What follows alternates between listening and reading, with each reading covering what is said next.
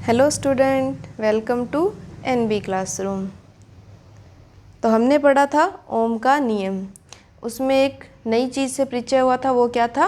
प्रतिरोध। तो आओ हम इस प्रतिरोध के बारे में ही पढ़ते हैं। देखो, प्रतिरोध क्या होता है? ये चालक का वो गुण होता है जो अपने में से आवेश के प्रवाह का विरोध करता है। अब देखो कैसे, जैसे ये तार लिया है ना, इस तार में क्या है? इलेक्ट्रॉन है। जैसे इलेक्ट्रॉन गति करेंगे वैसे क्या होगा? ये इलेक्ट्रॉन क्या करेंगे? एक दूसरे से टकराएंगे। तो टकराने से क्या होगा? थोड़ी गति में परिवर्तन आएगा, थोड़ी बाधा आएगी। तो यही बाधा क्या कहलाती है? प्रतिरोध कहलाती है। तो हम इसकी परिभाषा लिखेंगे। ओके, यह किसी चालक का गुण है जो अपने में से क्या करता है? आवेश प्रवाह का विरोध करता है। चालक में क्यों हुआ? क्योंकि आप जानते हो कि चालक के अंदर क्या होता है? मुक्त रूप से इलेक्ट्रॉन होते हैं। ठीक है, प्रतिरोध का ऐसा ही मात्रक क्या है? ओम। और इसका जो प्रतीक है वो इस तरीके से होता है। हमने घरों में टूटे हुए रेडियो, टेलीविज़न तो देखे होंगे, उनमें इस प्रकार का देखो ग्रीन पत्ता होता है। अगर नहीं देखा तो कभी मार्केट जाओ ना, तो जो इलेक्ट्रॉनिक्स की शॉप्स होती हैं जो ये सब चीज़ें ठीक करते हैं, पुरानी चीज़ें, उनमें देखना इस प्रकार का ग्रीन पत्ता सा होता है अपने किसी भी चीज़ में। उसमें ये देखिए इस प्रकार के प्रतिरोध बहुत सारे लगे होते हैं। ये क्या कहलाते हैं? ये कार्बन प्रतिरोध कहलाते हैं। हम ओम के नियम से एक बात देखते हैं, क्या होता है? V=IR। अगर हम क्या करें, V को नियत रखें तो देखो हमारे पास में क्या आता है? RI एक नियतांक मान सकते हैं। यहाँ से हम कह सकते हैं I क्या है? व्युत्क्रमानुपाती 1/R, यानी R यहाँ जाएगा। तो इसका मतलब क्या हुआ? देखो, प्रतिरोध का मान बढ़ा तो धारा का मान कम हुआ। सिंपल सी बात। प्रतिरोध का मान कम हुआ तो धारा का मान बढ़ा। तो देखो यही है ना, आवेश प्रवाह का विरोध करेगा, यानी R का मान ज़्यादा लेंगे तो ये क्या हो जाएगा? विरोध ज़्यादा हो जाएगा और धारा का मान क्या होगा? गिर जाएगा। तो यानी एक तरह से हम ये बात भी कह सकते हैं। नेक्स्ट हमने एक चीज़ पढ़ी थी कि ओम के नियम में क्या कर रहे थे हम? ताप, अनुप्रस्थ काट, क्षेत्रफल, लंबाई, इनको क्या रख रहे थे? नियत रख रहे थे। तो मैंने एक बात कहा था कि प्रतिरोध क्या करता है? इन पे निर्भर करता है।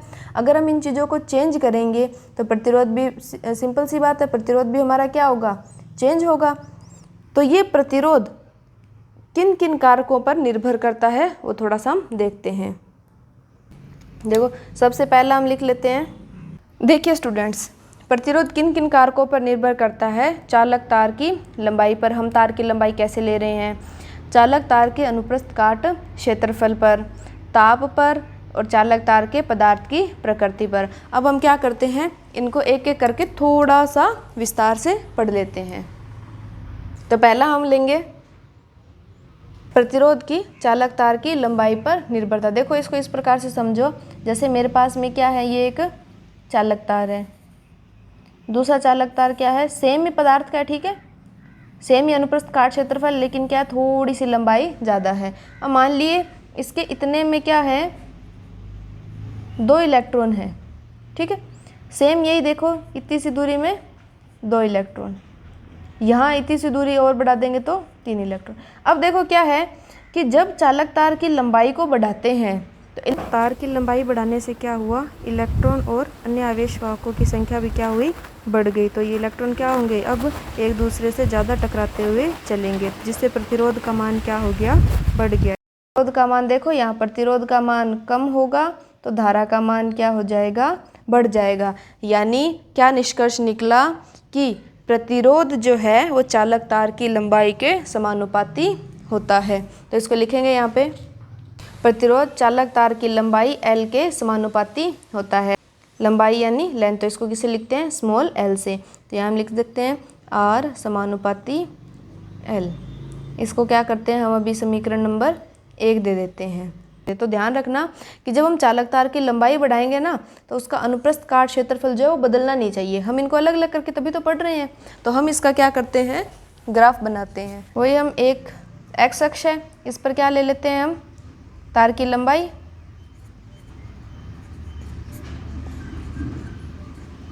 इधर क्या ले लेते हैं हम? प्रतिरोध। किसमें? ओम में। ये इस प्रकार से एक सरल रेखा। तो यहाँ मैं लिख देती हूँ कि अनुप्रस्थ काट क्षेत्रफल क्या रहना चाहिए? नियत रहना चाहिए, ठीक है।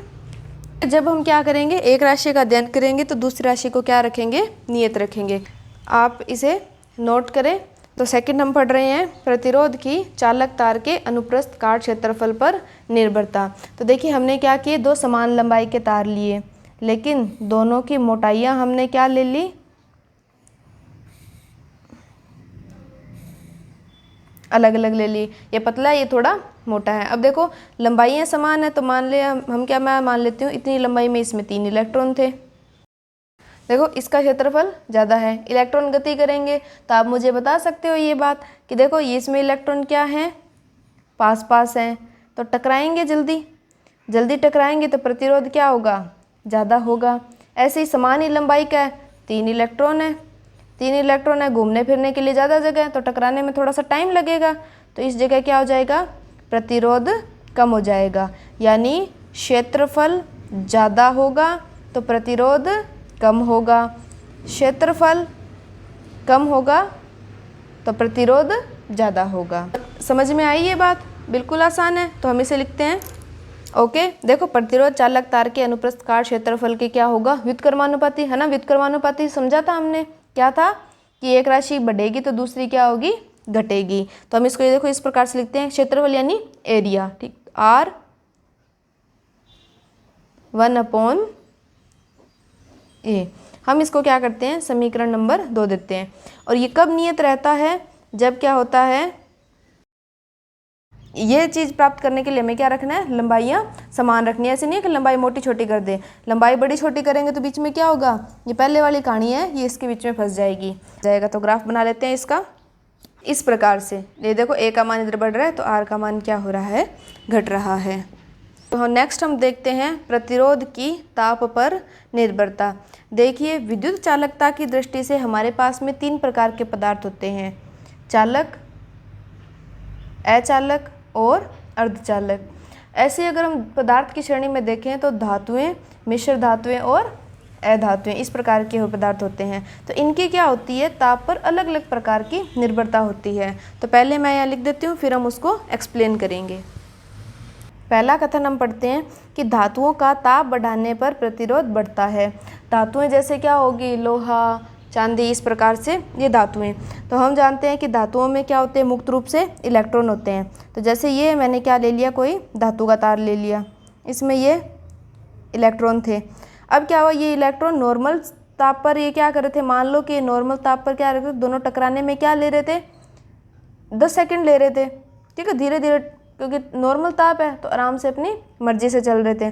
जैसे क्या किया हमने, ताप बढ़ाया तो इन इलेक्ट्रॉन को क्या मिल गई, ऊर्जा मिल गई। ऊर्जा मिलते ही क्या हुआ, ये इलेक्ट्रॉन फास्ट मूव किए, फास्ट मूव करने से क्या हुआ, प्रतिरोध का मान बढ़ गया। सरल सा एग्जाम्पल इसका देखेंगे, जैसे आप एक चींटी को पकड़ो, ठीक है, छाया में रखो उस चींटी को, तो चींटी क्या करेगी, नॉर्मल धीरे धीरे धीरे धीरे धीरे चलेगी। ऐसे ही उस चींटी को ले जा करके धूप में छोड़ दो तो चींटी क्या होगी, फटाक से भागेगी। तो ये क्या, तो चींटी की तुलना हम इलेक्ट्रॉन से कर सकते हैं। तो धातुओं का ताप बढ़ाने पे क्या हुआ, प्रतिरोध बढ़ा। अब जैसे हम कुछ मिश्र धातुएं लेते हैं, जैसे मैग्नीज हो गई, निक्रोम हो गया, इनका क्या होता है, ताप बढ़ाने पे प्रतिरोध बढ़ता तो है लेकिन क्या है, थोड़ा सा कम बढ़ता है। अधातुएं होती हैं, अधातुओं में क्या होते हैं, मुक्त रूप से इलेक्ट्रॉन नहीं होते, तो इनका ताप बढ़ाने पर प्रतिरोध पर क्या होता है, कोई थोड़ा बहुत इफेक्ट पड़ता है, ज़्यादा प्रभाव नहीं पड़ता है। बाकी क्या है, इनके बारे में बहुत डीपली जो अध्ययन है वो 12th क्लास में आता है। तो अभी हमारे पास में क्या है, बेसिक सा परिचय। तो एक तरह से ये है कि जैसे फिजिक्स के ये जो चैप्टर हैं, ये क्लास 12th में जब हम फिजिक्स लेते हैं तो उसकी क्या होते हैं, एक नींव तैयार करते हैं। बेसिक थोड़ा बहुत चीज़ें हम यहाँ पढ़ते हैं और उसके जो कंसेप्ट है, उसकी जो डीप थ्योरी है वो हम कहाँ पढ़ते हैं, क्लास 12th फिजिक्स में पढ़ते हैं। तो नेक्स्ट हम चलते हैं हमारे चौथे बिंदु पर, जो कि क्या था, चालक तार के पदार्थ की प्रकृति से प्रतिरोध पर प्रभाव। हम क्या लेंगे, अलग अलग पदार्थ के चालक तार लेंगे, तो सीधी सी बात है प्रतिरोध भी क्या होगा, अलग अलग होगा। तो यहाँ हम क्या करते हैं, एक सामान्य रूप से एक लाइन लिख देते हैं। देखिए भिन्न भिन्न प्रकार के पदार्थों हेतु प्रतिरोध भी क्या होते हैं, भिन्न भिन्न होते हैं। तो ये हमने क्या पढ़ी, प्रतिरोध की भिन्न भिन्न कारकों पर निर्भरता। नेक्स्ट अब क्या होता है कि जैसे प्रतिरोध का मान, कई जैसे हम एक्सपेरिमेंट करते हैं उसमें प्रतिरोध का मान क्या रखते हैं हम, फिक्स ले लिया, लेकिन धारा का मान हम क्या करते हैं, बदलते हैं। तो एक युक्ति हमने शुरू में जब प्रतीक पढ़े थे तो उसमें हमने 2 चीज़ें पढ़ी थी, उनके बारे में हम थोड़ा सा यहाँ जान लेते हैं। एक तो क्या था हमारे पास में, परिवर्ती प्रतिरोध था, और एक क्या था, धारा नियंत्रक था। याद आया ना, कहाँ पढ़े थे हमने, इसके प्रतीकों के अंदर पढ़े थे। तो देखो क्या है कि परिपथ में विद्युत धारा का मान बदलने के लिए हम इन युक्तियों का उपयोग करते हैं। जो हमारा परिवर्ती प्रतिरोध है वो क्या करता है, स्टोर की वोल्टेज में बिना चेंज किए ही परिपथ की विद्युत धारा को क्या करता है, नियंत्रित करता है। तो हम एक तरह से इसके बारे में लिख सकते हैं कि स्रोत की वोल्टता में, यानी हमें बैटरी से जैसे 10 वोल्ट प्राप्त हो रहा है ना, उसकी वोल्टेज में क्या करेगा, ये कोई चेंज नहीं करेगा और विद्युत धारा को क्या कर देगा, बदल देगा। तो ये क्या कराता है, परिवर्ती प्रतिरोध। एक बार इसका प्रतीक हम याद कर लेते हैं, कैसा था, इस प्रकार से इसका प्रतीक था। नेक्स्ट हम देखते हैं धारा नियंत्रक।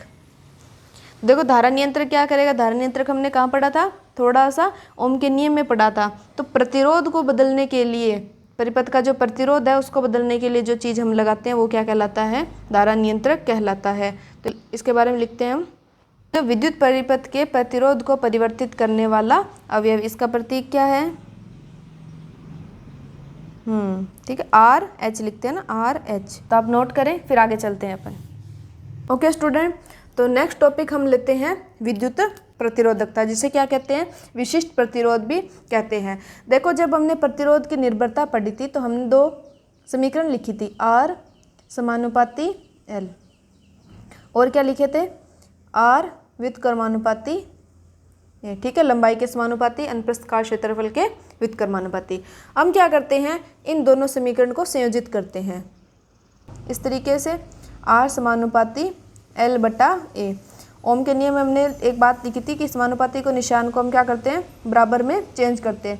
तो हमारे पास देखिए इस प्रकार का एक नियतांक आता है जिसे क्या बोलते हैं, हम रो बोलते हैं। ये रो जो है यही क्या कहलाता है, विशिष्ट प्रतिरोध या विद्युत प्रतिरोधकता कहलाता है। तो यहाँ से हमारे पास R का सूत्र एक ये भी निकल करके आता है। तो यहाँ हम लिख लेते हैं, यहाँ रो क्या है, समानुपाती नियतांक है, जिसे क्या कहते हैं, चालक के पदार्थ की विद्युत प्रतिरोधकता कहते हैं। ठीक है, ये जो प्रतीक है ना, ये वाला, इसे क्या बोलते हैं, हम रो बोलते हैं। यहाँ प्रतीक आप साइड में एक्सप्लेन कर देना। ओके, ठीक है, ये तो हुआ समानुपाती नियतांक। अब इसकी परिभाषा क्या होगी, तो यहाँ देखिए एक बारी कि हमारे पास में सूत्र क्या है, R = rho L upon A। अगर हम ऐसा तार लें जिसकी लंबाई हम क्या लें, 1 मीटर लें, सेम ही रखेंगे, ठीक है। क्षेत्रफल अगर लें तो वो हम क्या लें, 1 मीटर स्क्वायर लें।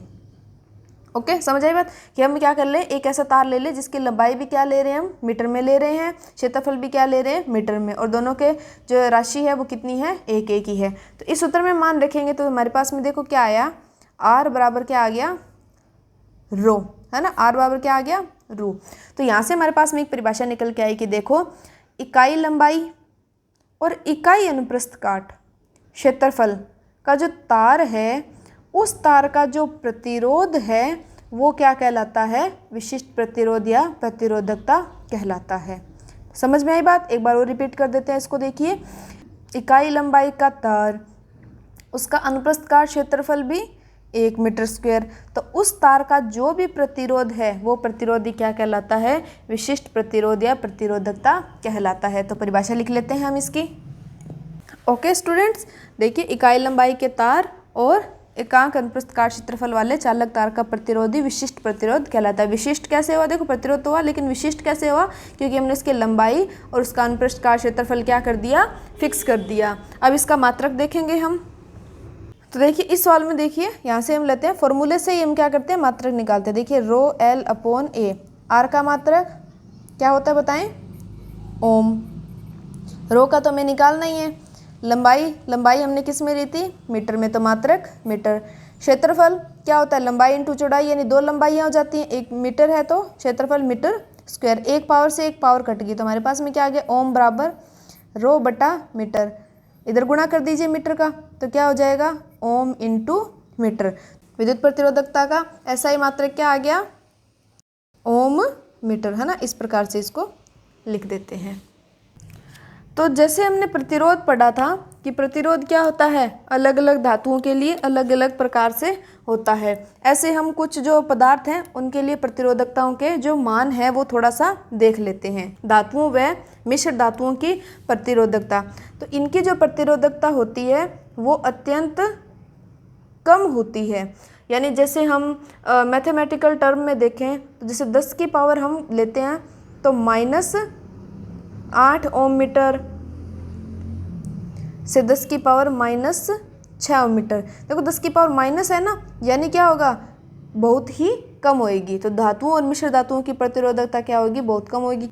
विद्युतरोधी जो पदार्थ हुए इनकी प्रतिरोधकता क्या होती है, अत्यधिक होती है। जैसे ले लो 10 की पावर 12 ओम मीटर से लेकर के 10 की पावर 17 ओम मीटर। ठीक है, अब 10 के पीछे 12 जीरो लगा लो, यानी कितनी, बहुत ही ज़्यादा हो गई। अब क्या होता है, विद्युतरोधी पदार्थ यानी जिसमें क्या होते हैं, मुक्त रूप से इलेक्ट्रॉन नहीं होते, जो धारा का चालन नहीं करते, एक तरह से कुचालक। ठीक है, समझ रहे हो ना। उदाहरण देखें तो इसका जैसे हो गया रबर हो गया, कांच हो गया, लकड़ी हो गई। इस प्रकार जो पदार्थ होते हैं इनमें हमें पता धारा का चालन नहीं होता, तो इन पदार्थों की प्रतिरोधकता क्या होती है, बहुत अधिक होती है। अब अगर हम इनमें देखें थोड़ा सा धातुओं और मिश्र धातुओं में भी अगर हम बात करें ना, तो देखो धातु तो एक प्योर धातु होगी, मिश्र धातु दो धातुओं का क्या हो जाएगी, मिश्रण हो जाएगी। तो जो मिश्र धातु है ना, इनकी प्रतिरोधकता जो होती है वो धातुओं से भी ज़्यादा होती है। आप इसे नोट करें, फिर हम चलते हैं थोड़ा सा आगे अपने इस टॉपिक पर। ओके स्टूडेंट, तो हमारे पास में प्रश्न ये है कि विद्युत लैंप के तंतुओं के निर्माण में एकमात्र टंगस्टन का उपयोग क्यों किया जाता है। एकमात्र जो विद्युत लैंप या विद्युत बल्ब हो गया उसमें टंगस्टन क्या है, एक शुद्ध धातु है। यानी प्रश्न ऐसे भी हो सकता है कि बल्ब के तंतुओं के निर्माण में एकमात्र शुद्ध धातुओं का उपयोग क्यों किया जाता है। तो देखिए थोड़ा सा यहाँ देखिए, मैंने साइड में लिखा था, जब ये पढ़ा था तब बताया था कि देखो धातु और मिश्र धातुओं की प्रतिरोधकता क्या होती है, अत्यंत कम होती है। तुलना करें धातुओं और मिश्र धातुओं की, तो उसमें जो मिश्र धातुओं का जो प्रतिरोधकता है वो धातुओं से अधिक होती है। या रो ए लिखा है, मिश्र धातु को इंग्लिश में एलोय बोलते हैं और धातुएं मेटल। तो रो ए का मान किससे अधिक होता है, रो एम से। तो बस इसी के अंदर हमारे इस प्रश्न का आंसर छुपा है। तो एक बार मैं लिख लेती हूँ, फिर देखेंगे। ठीक है, देखिए विद्युत बल्ब के तंतुओं के निर्माण में क्या हुआ, टंगस्टन जो शुद्ध धातु है उसका उपयोग इसलिए करते हैं क्योंकि इसकी प्रतिरोधकता क्या होती है, अल्प होती है। और उसका जो गलनांक होता है वो बहुत उच्च होता है। गलनांक क्या होता है, जिस ताप पर कोई पदार्थ पिघलना शुरू करता है, तो ये बहुत ज़्यादा ताप को भी सहन कर सकता है और प्रकाश उत्पन्न कर देता है। नेक्स्ट प्रश्न हम देखते हैं कि विद्युत तापन युक्तियाँ जैसे ब्रेड टोस्टर, विद्युत इस्त्री के चालक शुद्ध धातुओं के स्थान पर मिश्र धातुओं के बनाए जाते हैं। क्यों बनाए जाते हैं, देखो ये जो ब्रेड टोस्टर है, विद्युत इस्त्री, इसमें क्या होता है, अपन विद्युत देते हैं, फिर ताप होता है, ताप से क्या होता है, ताप से ही हम काम करते हैं। तो देखो यहाँ हमने एक चीज़ देखी थी कि धातुओं से क्या होती है, मिश्र धातुओं की प्रतिरोधकता ज़्यादा होती है। तो इनको क्या बनाया, मिश्र धातुओं का बनाया, तो इनकी प्रतिरोधकता क्या हो गई, ज़्यादा हो गई। तो वो क्या करता है, ताप की मात्रा को ज़्यादा उत्पन्न करता है।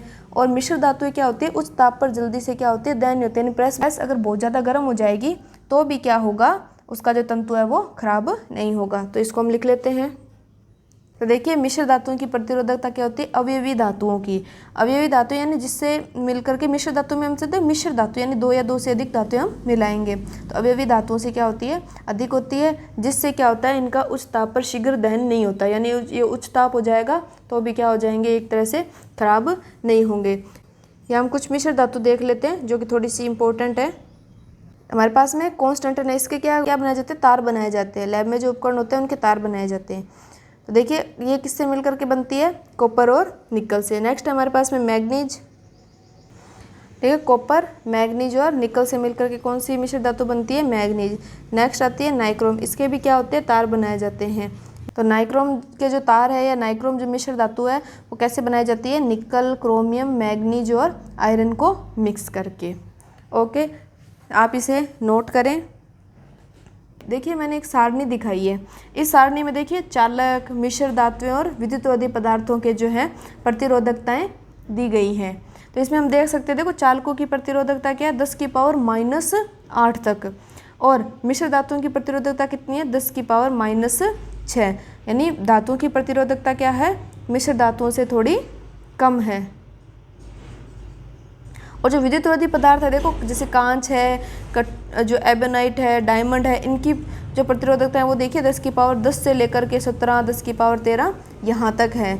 तो देखो ये मान क्या है, ये याद नहीं रखने, जस्ट क्या है, एक नॉलेज के लिए दिए गए हैं। हमें तो बस इतना ही ध्यान रखना है कि धातु और मिश्र धातुओं की प्रतिरोधकता कम होती है और कुचालक जो पदार्थ है, विद्युतरोधी जो पदार्थ हैं, इनकी प्रतिरोधकताएं क्या होती है, उच्च होती हैं। तो अब हम क्या करते हैं, नेक्स्ट एक बुक का एग्जाम्पल देखते हैं कि देखिए किसी धातु के 1 मीटर लंबे तार का 20 डिग्री सेंटीग्रेड पर प्रतिरोध कितना है, 26 ओम है। यदि तार का व्यास क्या है, 0.3 mm है, तो इस ताप पर विद्युत प्रतिरोधकता क्या है। तो हल कर लेते हैं इसे। तो देखिए जो हम सूत्र पढ़ते हैं वो सूत्र क्या होता है हमारे पास में, R = rho L upon A।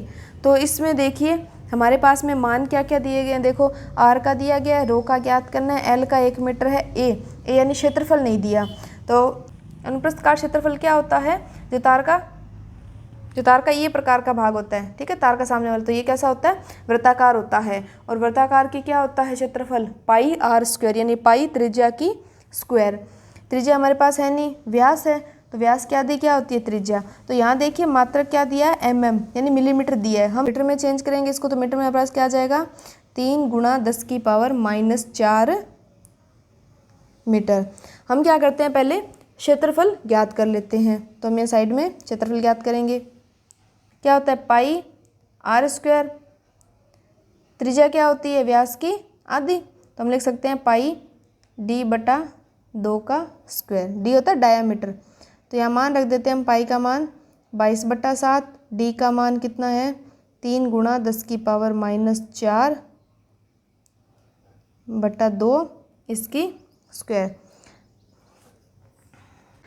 मैंने इसका क्या है, ये लगभग सामान निकाल के यहाँ पे रख दिया, ठीक है। ए का मान आप क्या करें, इसको रफ कॉपी में हल करें, गुना भाग करके देखें, ऐसे डायरेक्ट मत छाप दें, ये क्या होगा आपकी, तो क्या है, प्रैक्टिस हो जाएगी कि इसको गुना करेंगे कैसे, किस तरीके। तो मान कितना आ गया, ये मान अब यहाँ रखते हैं। देखो आर का मान कितना है, 26, रो का ज्ञात करना है, एल का मान क्या है, 1 ही, ठीक है, गुणा 1, ए का मान है 7 × 10 की पावर -8।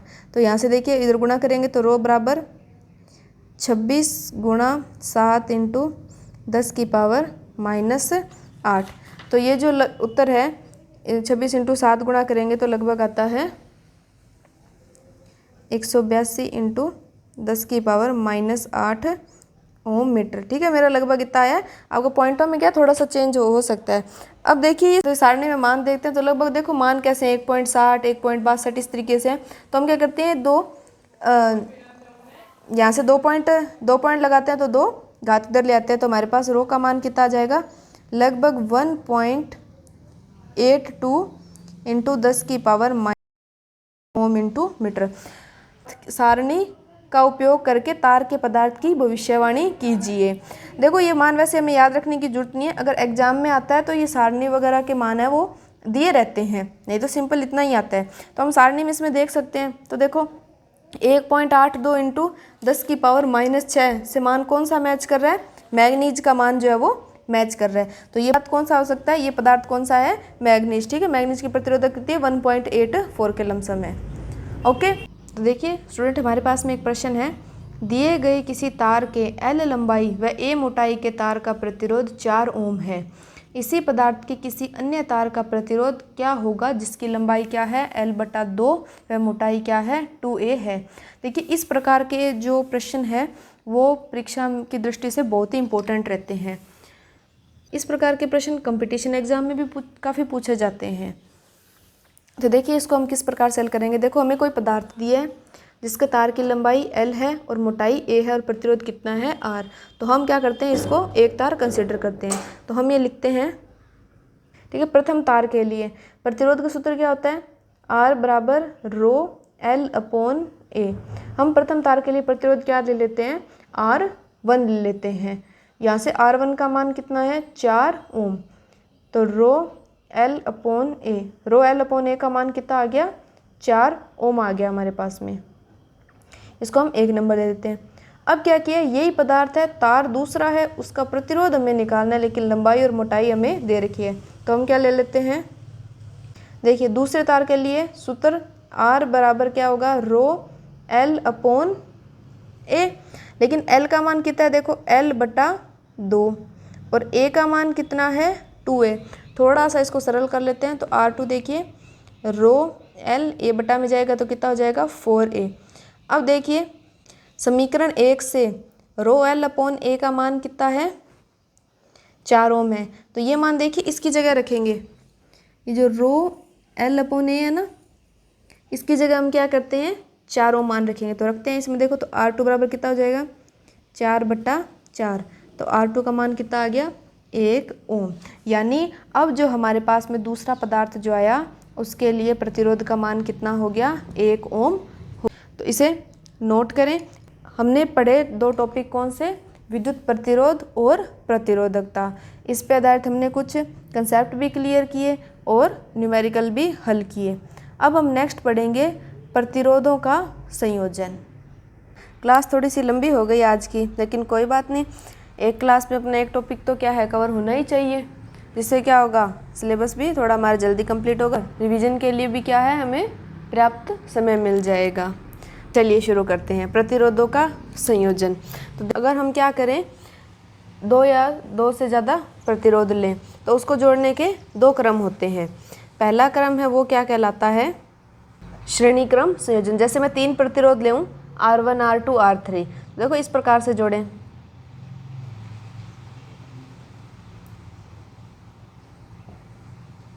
तो ये कौन सा क्रम हो जाएगा श्रेणी क्रम। नेक्स्ट जैसे यही प्रतिरोध लेते हैं तीनों, अगर हम इन्हें इस प्रकार से जोड़ें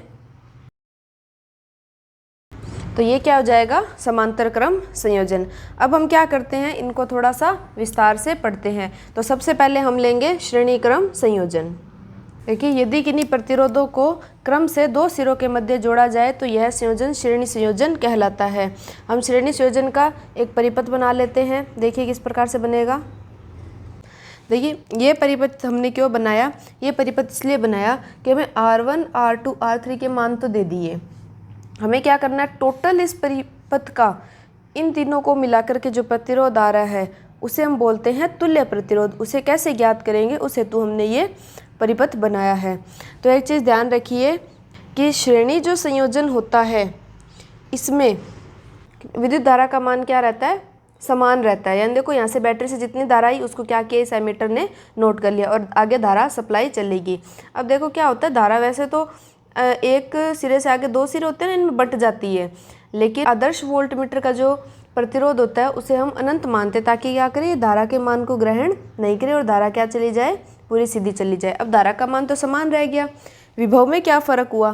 तो ये देखिए जैसे देखो यहाँ से इस बिंदु पर विभव क्या आएगा कुछ और आएगा, इस और इस बिंदु के अंदर विभव मेजर करेंगे तो कुछ और आएगा, इस और इस बिंदु के अंदर क्या करेंगे विभव और आएगा।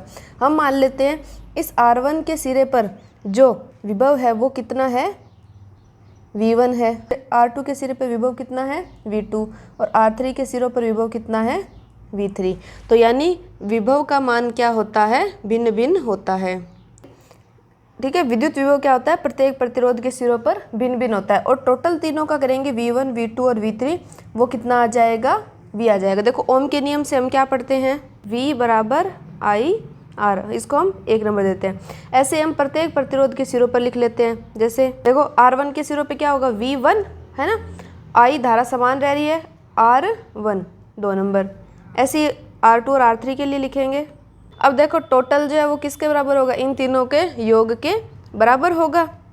मान रखेंगे इसमें समीकरण 1 2 3 से, देखो 1 से लिखेंगे IR, V1 का मान IR1, V2 का मान IR2, V3 का मान IR3। देखो IR इन तीनों में कॉमन क्या आ रहा है R1 plus R2 plus R3, I से I कैंसिल तो R क्या बचेगा R1 plus R2 plus R3 और यही क्या होता है श्रेणी संयोजन का तुल्य प्रतिरोध होता है। हम इसको किसे लिख देते हैं यहाँ से RS से डिनोट कर देते हैं।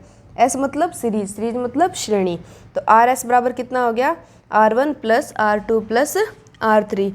यानी अगर हमारे पास में प्रतिरोध श्रेणी क्रम में जुड़े हों तो इस परिपथ का टोटल जो मिला के प्रतिरोध आएगा वो इन सब के योग के क्या होगा, बराबर होगा। जैसे दे दिया जाए R1 बराबर 1 है, R2 बराबर 2 है, R3 बराबर 3 है, तो मैं कहूँ टोटल कितना होगा, तुम क्या करोगे 1 + 2 + 3, तो टोटल कितना हो जाएगा 6 ओम आ जाएगा, है ना, इजी सा। तो देखिए प्रश्न क्या दिया है, एक विद्युत लैंप जिसका प्रतिरोध कितना है 20 ओम, ये लैंप है, इसका प्रतिरोध कितना है 20 ओम, तथा एक 4 ओम का प्रतिरोध है, वो 6 वोल्ट की बैटरी से जुड़े हुए हैं। तो हमें पहला क्या ज्ञात करना है, परिपथ का कुल प्रतिरोध ज्ञात करना है। कौन से क्रम में जुड़े हैं, देखो क्रम से जुड़े हुए हैं, तो ऐसे जो श्रेणी क्रम है उसको तो हम वर्बली 2 मिनट में हल कर सकते हैं। 20 और 4 दोनों को जोड़ दो। श्रेणी क्रम में हम क्या कर रहे थे, प्रतिरोधों को जोड़ रहे थे। पहले प्रश्न का उत्तर क्या हो गया, एकदम इजी हो गया कि परिपथ का कुल प्रतिरोध कितना हो गया 20 और 4 24 ओम। नेक्स्ट सेकंड में भी देखो विद्युत धारा ज्ञात करनी है। ओम के नियम में क्या था, V I R, 3 चीज़ें थी, R है ही, V है ही, I हम ज्ञात कर सकते हैं। और तीसरा क्या कहता है कि विद्युत लैंप तथा चालक के सिरों के बीच विभवांतर ज्ञात कीजिए। ये लैंप है ना, बल्ब, इसी के लिए हमें क्या ज्ञात करनी है, विभवांतर ज्ञात करना है। तो आओ हल करते हैं इसे। ये चीज़ें हमें दी गई है। सबसे पहले हमें ए निकालते हैं। तुल्य प्रतिरोध क्रम कौन सा, श्रेणी क्रम। तो सूत्र क्या है, RS बराबर R1 + R2, 2 ही प्रतिरोध है ना, तो दोनों को प्लस कर दो, 3 हो तो R3, 4 हो तो R4, ऐसे अनेक जुड़े जाएंगे तो सब योग होते जाएंगे। तो RS क्या हो गया, R1 का मान 20, R2 का मान 4, तो RS श्रेणी क्रम का तुल्य प्रतिरोध कितना हो गया 24 ओम हो गया। नेक्स्ट हम देखते हैं क्या निकालना है, धारा निकालनी है। ओम के नियम से क्या है, V बराबर IR, V का मान 6, I का मान ज्ञात करना है, R टोटल कितना है 24, तो I बराबर कितना हो जाएगा 6/24, यानी 1/4, और कितना होता है 0.25, और धारा का मात्रक एम्पियर A। नेक्स्ट तीसरा जरा ध्यान से देखिए, तीसरे में वो क्या पूछ रहा है कि विद्युत लैंप तथा चालक के सिरों के बीच विभवांतर ज्ञात कीजिए। सेम ओम का नियम ही है। देखो ओम के नियम से हम इस पे मान लेते हैं कितनी वोल्ट है V1 IR1। श्रेणी क्रम में हमने पढ़ा था कि धारा का मान क्या रहता है समान, तो धारा कितनी रहेगी 0.25। हमें विभवांतर निकालना है V1, धारा कितनी है 0.25। R1 लैंप का जो प्रतिरोध है वो कितना है 20, तो आंसर कितना आ जाएगा 5 वोल्ट आ जाएगा। अब देख के बता ही सकते हैं कि देखो टोटल 6 वोल्ट की बैटरी है, 5 वोल्ट तो है बल्ब पे, तो प्रतिरोध पे कितना हो जाएगा 1 वोल्ट बच जाएगा ना, तभी तो टोटल हो जाता है। ठीक है स्टूडेंट, तो इस प्रकार का ये सिंपल सा क्वेश्चन है, इसे आप नोट करें। फिर नेक्स्ट चलते हैं। तो स्टूडेंट नेक्स्ट हम पढ़ेंगे समांतर क्रम में संयोजित प्रतिरोध। इसके लिए हम परिपथ चित्र बना लेते हैं पहले। तो देखिए इस प्रकार से 3 प्रतिरोध इस क्रम में जुड़े हों, यानी तीनों प्रतिरोधों के एक सिरे एक बिंदु से और दूसरे सिरे एक बिंदु से जुड़े हों, तो ये संयोजन क्या कहलाता है, समांतर क्रम संयोजन कहलाता है। लिख लेते हैं इसे।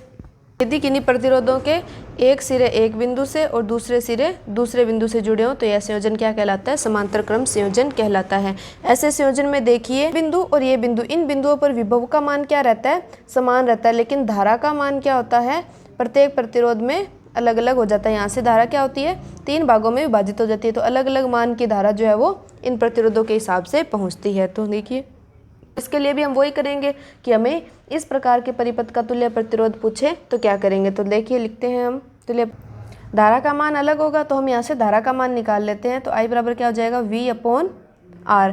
ऐसे ही हम प्रत्येक प्रतिरोध के लिए निकाल लेंगे। R देखिए R1 के लिए I1 बराबर क्या है V/R1, I2 के लिए V/R2 और I3 के लिए V/R3। टोटल जो धारा होगी I वो किसके होगी, इन तीनों के योग के बराबर होगी। कुल धारा तो बैटरी से जितनी जा रही है वही आगे जाके बंटेगी, और उनको जब वापस जोड़ेंगे तो क्या होगा, वही धारा हमारे पास प्राप्त हो जाएगी। तो I बराबर क्या हो जाएगा, देखो इनमें कॉमन क्या आ रहा है V, क्या बचेगा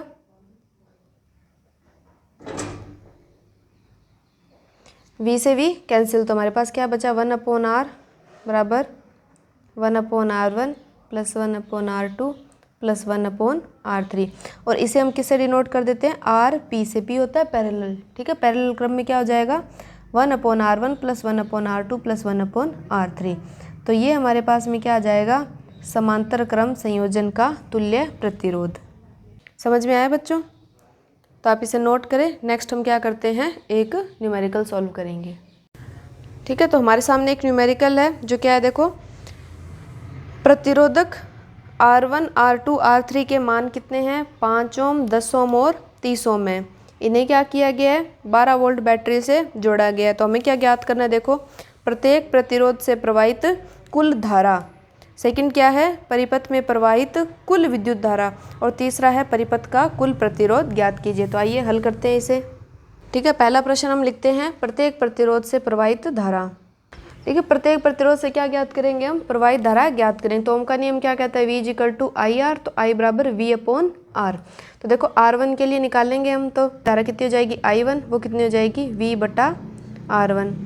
V का मान देखिए कितना है 12, R1 का मान कितना है 5, तो आंसर कितना आ जाएगा 2.4 एम्पियर। इसी प्रकार R2 R3 के लिए निकाल लेते हैं। R2 के लिए धारा कितनी आ गई, I2 बराबर V/R2, तो V का मान कितना है 12, R2 का मान 10, तो धारा कितनी आ गई 1.2 एम्पियर। इसी प्रकार R3 के लिए देख लेते हैं।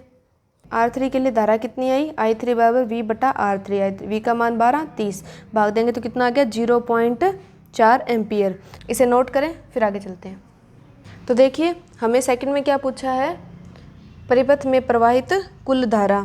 तो हमने देखा ही था कुल धारा क्या होगी, I बराबर I1 + I2 + R3। I1, I2, I3 के मान हमने यहाँ निकाल रखे, हम डायरेक्ट रख देंगे इन्हें। 2.4 है I1, I2 है 1.2, I3 है 0.4, तो टोटल I का मान कितना हो गया 4 एम्पियर, यानी परिपथ में कुल धारा कितनी होगी 4 एम्पियर। तो समांतर संयोजन का क्या निकालना है हमें, तुल्य प्रतिरोध सूत्र क्या होता है, तुल्य प्रतिरोध क्या होता है 1/RP बराबर 1/R1 + 1/R2 + 1/R3, 1/RP। R1 का मान कितना था 5, देखिए यहाँ चित्र में देखिए, R2 का मान कितना है 10 और R3 का मान कितना है 30। लघुत्तम देखो कितना है 5, 10 और 30 का लघुत्तम 30, तो 5 6 का 30, 10 तिया 30 और 30 एकम 30, तो 1/RP बराबर देखिए कितना आया 10/30, यानी 1/3। अब देखो हमें RP का मान निकालना होता है, तो हम क्या करेंगे, इनको व्युत्क्रम कर देंगे, तो हमारे पास RP बराबर कितना आ जाएगा 3 ओम। ध्यान रखिए हमारे पास समांतर जो संयोजन है उसमें 1/RP का मान आता है, 1/RP का मान आया 1/3। आप चाहे तो इसे वज्र गुणा कर सकते हो, देखो 3 का 1 के साथ, RP का 1 के साथ, तो RP बराबर कितना हो जाएगा 3 ओम। तो इस प्रकार से ये हमारा इजी सा न्यूमेरिकल सॉल्व हो गया, इसे नोट करें आप। तो देखिए नेक्स्ट क्या है, ये देखो श्रेणी और संयोजन दोनों को मिक्स करके एक प्रश्न दिया गया है कि देखो चित्र में R1 10 ओम, R2 40 ओम, R3 30 ओम, R4 20 ओम और R5 कितना है 60 ओम दिया गया है। प्रतिरोधकों के इस विन्यास को 12 वोल्ट की बैटरी से संयोजित किया जाता है। हमें क्या ज्ञात करना है, परिपथ में कुल प्रतिरोध और परिपथ में प्रवाहित कुल विद्युत धारा। तो देखो हल करते हैं हम इसे। विभव दिया 12 वोल्ट, मैंने R1 R2 को इधर लिख लिया, R3 R4 I5 को इधर लिख लिया। कैसे हम इसको हल करेंगे ना, देखो पहले इन दोनों को हल कर लेते हैं, इन दोनों को हल कर लेते हैं। ये दोनों को हल करने के बाद देखो यहाँ तो एक प्रतिरोध आ जाएगा, यहाँ एक प्रतिरोध आ जाएगा, दोनों किस में हो जाएंगे, श्रेणी में हो जाएंगे। ठीक है, तो देखते हैं, पहले हम इधर को हल कर लेते हैं। इसको हम तुल्य रूप से मान दे देते हैं R' और इसको हम दे देते हैं R'। तो पहला हम निकालते हैं परिपथ का कुल प्रतिरोध। ठीक है, पहले हम R' याद करते हैं, तो दोनों कौन से क्रम में है, समांतर क्रम में है, तो हम ले लेते हैं 1/R', 1/R1 + 1/R2 मान रखेंगे, तो 1/R' बराबर देखो 1/10, 1/40, लघुत्तम 40, 4 + 1 5/40। व्युत्क्रम कर देंगे हम, व्युत्क्रम करेंगे तो R' कितना आ जाएगा 40/5, उल्टी हो जाएगी, 5 8 है 40, यानी इसका तुल्य प्रतिरोध कितना आ गया 8 ओम आ गया। दूसरा वाला देखते हैं, इसे हम दे देते हैं R', ये कितना है 1/R', 1/R3, 1/R4, 1/R5 मान रखेंगे। 1/R'= = 1/30, 1/20 + 1/60, तो 1/R'' का टोटल कितना आ जाएगा 60, 30 दूना 60, 2 3 6 और 1, तो कितना हो जाएगा 6/60 यानी 1/10। तो R डबल डैश हमारे पास में कितना आ गया 10 ओम। अब एक बार थोड़ा सा इसका देखो सरलीकरण परिपथ जोड़ दो, देखो इस तरीके से, ठीक है। R डैश कितना हो गया 8 ओम और R डबल डैश कितना हो गया 10 ओम। ये हमारी बैटरी है, ये हमारी कुंजी है। देखो अब ये देखो एक क्रम में जुड़ गए ना दोनों, तो दोनों कौन सा संयोजन हो गया। अब देखो पहले तो समांतर था, अब एक के बाद एक, तो ये कौन सा क्रम हो गया श्रेणी क्रम। तो कुल प्रतिरोध कितना आ जाएगा RS, श्रेणी में कितना हो जाएगा R dash plus R double dash. तो RS कितना हो गया 8 + 10 18 ओम। ये किस प्रकार से, देखो कभी भी ऐसे बड़ा सा न्यूमेरिकल देख के घबराना नहीं है, एक एक स्टेप जो है ना वो आराम से करते जाइए, तो पूरा न्यूमेरिकल क्या है इजी वे में होता जाएगा। बस अब क्या बचा है सेकंड में, क्या निकालनी है धारा। धारा कहाँ से आएगी ओम के नियम से। कैसे आएगी, देखो V हमारे पास में है 12 वोल्ट, प्रतिरोध हमारे पास में आ ही गया 18, तो बस मान रख दो V का मान 12, I का I, R का 18, तो I बराबर कितना हो जाएगा 12/18। हल करते हैं तो आता है 0.67 एम्पियर। ऐसे न्यूमेरिकल 2 2 3 3 मार्क्स में पूछे जाते हैं, तो ये बिल्कुल एकदम ईजी है। बस प्रतिरोध और ये सब आ गया, देख लो मान किस किस के हैं, V के, I के, R के, सीधा सा लगा दो ओम का नियम, मान रखो, सिंपल सी गुणा भाग और प्रश्न हमारा हो जाएगा हल। तो नोट करें इसे। नेक्स्ट स्टूडेंट एक बहुत ही इम्पोर्टेंट सा प्रश्न है जो कई बार एग्ज़ाम में पूछा गया है।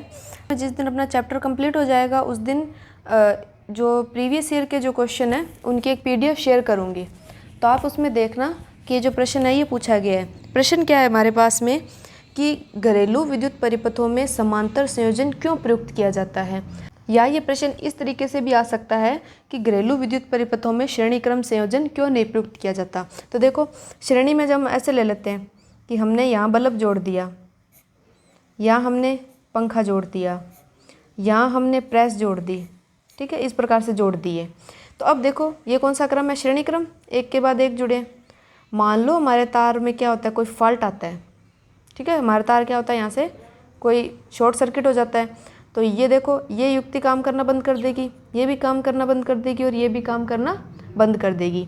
इसी के विपरीत अगर देखो हम यूँ संयोजन लें, पंखा ले लिया, ये हमने प्रेस लगा ली, ठीक है। अब मान लो इस बल्ब के तार में क्या हो गया फॉल्ट हो गया, तो यही काम करना बंद करेगा क्योंकि धारा क्या हो रही थी बंट रही थी, ये दोनों तो अपने यहाँ क्या होंगे काम करते चले जाएंगे।